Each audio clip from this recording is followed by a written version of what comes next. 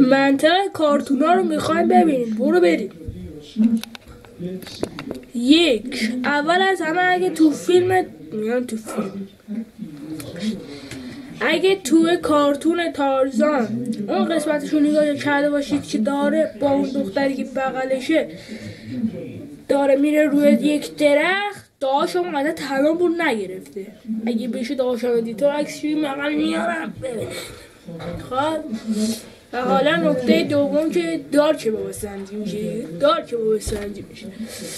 اگه دقت کرده باشید تو بیکینی باتم هیچ خرچنگی نیست. حالا میگه کدوم قبرستونی رفتم، اون قبرستون اینجاست که شما دارید میبینید. و حالا میگید این دلغکا رو کی کشته؟ امو این دلغکا رو خود خرچنگ بیفانوس کشته. لایک و فراموش نشه.